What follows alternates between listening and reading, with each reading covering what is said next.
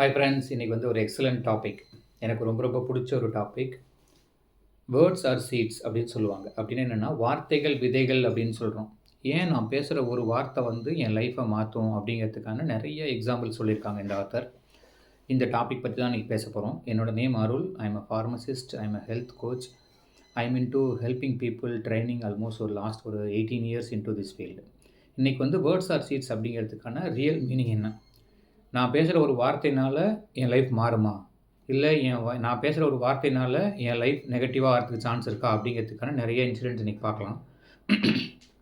First thing, people live at the level of their speech pattern அப்படிம்பாங்க. என் வார்த்தைகள் எவ்வளோ தூரம் இருக்கோ, நான் பேசுகிற விதம் எப்படி இருக்கோ, அந்த லெவலில் தான் என்னோடய லைஃப் இருக்கும். ஏன் இதை சொல்கிறேன் அப்படின்னா, நீங்கள் பேசுகிற வார்த்தைகள் தான் நீங்கள் யார் அப்படிங்கிறத ஒருத்தங்களுக்கு புரிய வைக்குது.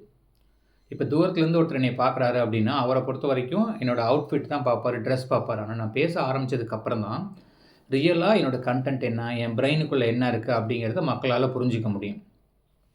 நம்ம பேசணும்னு ஒன்று ஆரம்பிக்கிறோன்னு வச்சுக்கோங்களேன், நல்லதாக இருந்தால் பேசணும், இல்லாட்டி பேசவே கூடாது அப்படிங்கிறார் அந்த ஆத்தர்.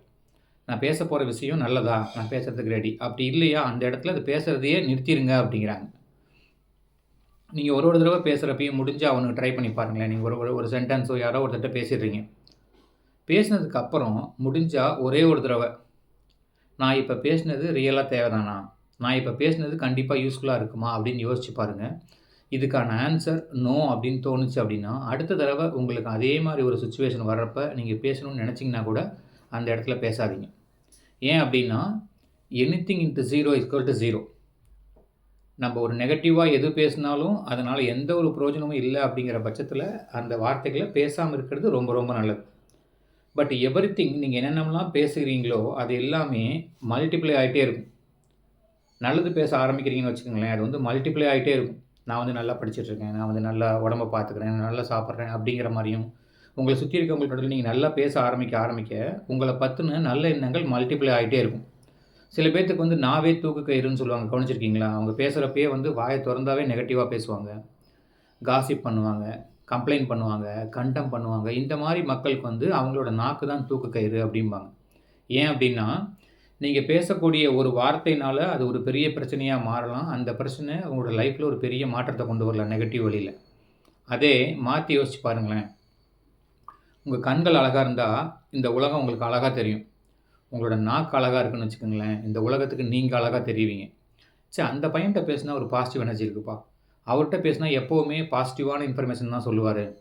இது வரைக்கும் அவர் நான் கம்ப்ளைண்ட் பண்ணி கேட்டதே இல்லை, இது வரைக்கும் அவர் புலம்பி நான் கேட்டதே இல்லை. இப்போ 4 பேர் இருக்கிறப்ப 5வது யாரை பற்றி பேசுவாங்கன்னா, அந்த குரூப்பில் யார் இல்லையோ அவரை பற்றி பேசுவாங்க. அதனால் எப்போவுமே உங்களை சுற்றி இருக்க மக்களை பற்றி பாசிட்டிவாக பேசுங்க. நெகட்டிவான ஒரு எண்ணம் வருது, ஒரு தாட் வருது அப்படின்னா ப்ளீஸ் புட் அ ஜிப். இப்போ ஐ எம் அப்படிங்கிற மாதிரி எதுன்னு ஆரம்பிச்சிங்கனாலும் உங்களால் நெகட்டிவாக பேச முடியாது. ட்ரை பண்ணி பாருங்களேன். I am going to be a great person, I am going to be a rich person, I am going to create a huge business, I am going to create so many clients in my business. இந்த I M அப்படிங்கிற மாதிரி போட்டு நீங்கள் பேச ஆரம்பிக்க உங்களோட negativity கொஞ்சம் கொஞ்சமாக குறைஞ்சிக்கிட்டே இருக்கும். இந்த புலம்புறாங்கல்ல அடிக்கடி, அவங்கள வந்து அந்த ஆத்தர் என்ன சொல்கிறாருன்னா, இட்ஸ் கால்டு ஓரல் டயரியா அப்படிங்கிறார். வாயிலேயே டயரியா எடுக்கிறது அப்படின்னு சொல்லிட்டு. ஸோ இனிமேட்டு எக்காரணத்தை கொண்டு எங்கேயுமே don't do any kind of oral diarrhoea. இந்த வார்த்தை இந்த இடத்துல தேவையா இல்லையா? காமெடிக்கு பேசினா கூட அது நடக்குங்க. எக்ஸாம்பிள் சொல்கிறேன் பாருங்களேன். இப்போ நான் வந்து ஒரு இடத்துக்கு போகிறேன், அங்கே ஏதாச்சும் ஒன்று வாங்கணும்னு நினைக்கிறேன். போகிறப்பயே என் ஃப்ரெண்ட்ஸ்லாம் கேட்குறாங்க, ஏன் அங்கே சூப்பராக இருக்குமா அப்படின்னு சொல்லிட்டு. அதெல்லாம் எங்கே சூப்பராக இருக்கும் பார்க்கலாம். நீங்கள் நெகட்டிவாக ஒன்று பேசுகிறீங்க, இல்லாட்டி காமெடிக்கு பேசுகிறீங்கல்ல, அந்த இடத்துல என்ன நடக்கும்னா, அந்த வார்த்தை உங்கள் வாயிலிருந்து வெளியில் வர்றப்போ அந்த சவுண்டை ஃபஸ்ட்டு கேட்கக்கூடிய காதுகள் உங்களோட காதுகள் தான். உங்கள் சப்கான்ஷியஸ் வந்து நீங்கள் சொல்கிற விஷயம் பாசிட்டிவாக நெகட்டிவாக அப்படின்லாம் அதுக்கு அனலைஸ் பண்ண தெரியாது. நீங்கள் சொன்னீங்கன்னா அது நடக்கும் அப்படின்னு அது நம்பும். நீங்களாம் அந்த யூனிவர்ஸுக்கு என்ன சொல்லிடுறீங்க, விளையாட்டுக்கு சொல்கிறோம்னு சொல்லிட்டு சில பேர் கவனிச்சிருக்கீங்களா? எனக்கு கடனே தீர மாட்டேங்குது, நான் கிளம்புனா மட்டும் இந்த மாதிரி அவசரம் ஆயிரும், நான் போய் பஸ் ஸ்டாப்பில் நின்னா மட்டும் பஸ்ஸே வராது, நான் ஒரு புது பொருள் வாங்கினா எந்த பொருளுமே 1 வருஷத்துக்கு மேலே என்கிட்ட தங்காது, இப்படின்னு சொல்கிறவங்க தொடர்ந்து இந்த மாதிரி இன்சிடென்ட் நடந்துக்கிட்டே இருக்கும் அவங்க லைஃப்பில். அதனால் எப்போவுமே கம்ப்ளைண்ட் பண்ணுறதோ இல்லை இல்லாத ஒன்று நடந்துற மாதிரி நெகட்டிவாக பேசவே பேசாதீங்க. காமெடிக்கு கூட பேசாதீங்க இனிமேட்டு. இந்த டாப் 5% பீப்புள் இருக்காங்கல்ல, அவங்களுக்கு அவங்களோட நாக்கு இருக்குல்ல, அந்த நாக்கு வந்து வரோம் அப்படிங்கிறாங்க. இந்த பாட்டம் 95% பீப்பிள், நெகட்டிவான பீப்பிள், லைஃப்ல ஜெயிக்காத பீப்பிளுக்கு இந்த நாக்கு தான் அவங்களோட சாபம் அப்படிங்கிறாங்க. நான் என்னோட நாக்க எப்படி யூஸ் பண்றேன்? ஒரு வரமா யூஸ் பண்றேனா? ஒரு சாபமா யூஸ் பண்றேனா? அப்படிங்கிறத நீங்க திங்க் பண்ணி பாருங்க. என்ன வேணுமோ அத மட்டும் பேசுங்க. Speak only what you want. Don't speak what you don't want. Most of the time people இந்த மிஸ்டேக் பண்ணுவாங்க. இப்போ எனக்கு நெறைய காசு வேணும். நான் என்னங்க பேசணும்? காசு சம்பாதிக்கிறது எப்படி? நெறைய காசு வந்தா நான் என்ன பண்ண போறேன்? காசு சம்பாதிக்கிறதுக்கான ரூட் என்னென்ன? பாசிபிலிட்டி திங்கிங் என்ன? அப்படி தானே பேசணும். ஆனா காசு இல்லாதவங்கலாம் என்ன தெரியுமா பேசுவாங்க? என் கையில மட்டும் காசே நிக்காது. எவ்வளோ காசு வந்தாலும் என் கையிலேருந்து செலவாயிரும். இந்த ஸ்பீச் பேட்டர்ன் மாறாம அவங்கள்ட்ட பணம் தங்கவே தங்காது. நீங்க ஒரு மில்லினியர் ஆகணும்னு பிளான் பண்றீங்க அப்படின்னா, first you have to become a millionaire in your mind. அதுக்கப்புறம் தான் you can able to become a millionaire in a real life. அதனால எக்காரணத்த கொண்டும் நீங்க உங்களோட வார்த்தைகள கவனிச்சு பேசுங்க. அதனால தான் வார்த்தைகள விதைகள் அப்படின்னு சொல்றோம். ஏன்னா, ஒரு விதையில எத்தனை மரம் இருக்கு, அந்த மரம் அதுலேருந்து எத்தனை விதை வரப்போகுது, அது எவ்வளோ பெரிய காட்ட கிரியேட் பண்ண போகுதுன்னு யாருக்குமே தெரியாது. ஒரு எக்ஸாம்பிள் சொல்றேன் பாருங்களேன். நீங்க பாசிட்டிவா, நெகட்டிவா அப்படிங்கிறது இன்னும் என்னால கண்டுபிடிக்க முடியல. என்னால அத எப்படி அனலைஸ் பண்ணி கண்டுபிடிக்க தெரியல அப்படின்னா, ஒரு சிம்பிள் ஐடியா ட்ரை பண்ணி பாருங்க. நீங்க பேசுறத உங்க நெத்தியில டாட்டூவா போட்டுட்டு, நீங்க இனிமேட்டு வெளில போறீங்க அப்படிங்கிற மாரி ஒரு சிச்சுவேஷன் வருது அப்படின்னா, அந்த டாட்டூ உங்கள பத்தி பாசிட்டிவா சொல்லுமா? நெகட்டிவா சொல்லுமா? நீங்க அத லைக் பண்ணுவீங்களா? நீங்க பேசுற எல்லா டயலாக்கையும் உங்க நெத்தியில வந்து டாட்டூவா போட்டு விட்டுர்றாரு கடவுள். அப்ப யோசிச்சு பாருங்க எப்படி இருக்குன்னு சொல்லிட்டு.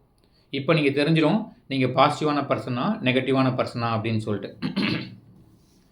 இந்த லைஃப்ல ஜெயிக்கணும் அப்படிங்கிறவங்களுக்கும், லைஃப்ல ஜெயிக்காதவங்க அப்படிங்கிறவங்களுக்கும், அவங்க பேசுற ஸ்பீச் பேட்டர்ன்ல ஒரு எக்ஸலன்ட்டான ஒரு மாடல் இந்த ஆத்தர் சொல்றாரு. நான் அத சொல்றேன். நீங்க ட்ரை பண்ணி பாருங்களேன். இந்த லைஃப்ல ஜெயிக்காத மக்கள் இருக்காங்கல்ல, அவங்கலாம் பேசுற அந்த இன்புட் எப்படி இருக்குமாமா, எல்லாமே ஒரு கேள்விக்குறியில போய் முடியும் அவங்க மனசுல ஒரு டயலாக். இப்ப நீங்களே உங்கள பத்தி பேசிக்கிறீங்கன்னு வச்சுக்கங்களேன். இப்ப ஏதோ ஒரு இடத்துல போயிட்டு ஒரு வேலை பார்க்க போறீங்க. இந்த வேலை நமக்கு செட் ஆகுமா? போன தடவை இதே மாரி ஒண்ணு பார்த்தோம் நடக்கலையே. எல்லா டயலாக்லயும் ஒரு கொஸ்டின் மார்க் இருக்கு பாருங்களேன். ஒரு புது ஃபோன் வாங்கணும்னு நினைக்கிறேன். இந்த ஃபோன்லயாச்சும் பேட்டரி நிக்குமா? இல்ல பழைய ஃபோன் மாரி பிரச்சனை வந்துருமா? ஒரு புது இன்டர்வியூக்கு போறேன். நான்லாம் எங்க செலக்ட் ஆக போறேன்? சரி ட்ரை பண்ணி பார்ப்போம். Friends, from this moment onwards உங்களோட டயலாக் எப்படி இருக்கணும் அப்படின்னா, இந்த மாரி கொஸ்டின் மார்க்கா போய் முடியக்கூடாது எல்லாமே. ஒரு தடவை நீங்க பேசுறப்பயும், உங்களோட டயலாக் உங்க மனசுக்குள்ள பேசுறது எப்படி இருக்கணும்? ஃபுல் ஸ்டாப்பா போய் முடியணும். எப்படி? நான் இன்னைக்கு இன்டர்வியூ போறேன். சூப்பரா பண்ணி முடிச்சுட்டு வந்துருவேன். எனக்கு ஒரு நல்ல ஜாப் கிடைக்க போகுது. இந்த ஜாப் மூலியமா பெருசா என்னோட லைஃப் மாறப்போகுது. எனக்கு ஒரு நல்ல ரிலேஷன்ஷிப் அமைய போகுது. எனக்கு நல்ல ஒரு லைஃப் பார்ட்னர் கிடைக்க போறாங்க. என் பிசினஸ் சூப்பரா டெவலப் ஆக போகுது. இந்த லைஃப்ல ஜெயிச்ச மக்களோட டயலாக்லாம் பார்த்தீங்கன்னா, ஃபுல் ஸ்டாப்பா இருக்கும். லைஃப்ல ஜெயிக்காத மக்களோட டயலாக், அவங்க பேசுற விதம், அவங்க அடுத்தவங்கள்ட்ட பேசுறது, இல்ல மனசுக்குள்ள பேசிக்கிறது, தன்னை பத்தி காமெடியா கூட அடுத்தவங்கள்ட்ட சொல்றது, இது எல்லாமே ஒரு கொஸ்டின் மார்க்கோட போய் முடியும். இனிமேல் நான் என்ன பண்ண போறேன்? என் லைஃப்பை நான் கொஸ்டின் மார்க் மாதிரியே டயலாக் பேசிட்டு ஒரு நெகட்டிவ் லைஃப்பை நோக்கி ரன் பண்ண போகிறேன்னா, ஆர் ஃபுல் ஸ்டாப் மாதிரி பேச போகிறேன்னா அப்படிங்கிற ட்ரை பண்ணி பாருங்கள். கண்டிப்பாக உங்களோட நீங்கள் பேசுகிற ஒரு வார்த்தையும் ஒரு விதையாக மாறி நாளைக்கு உங்கள் லைஃப்பில் பெரிய மாற்றத்தை கொண்டு வரும். தேங்க்யூ. கண்டிப்பாக உங்களோட கமெண்ட்டை போடுங்க.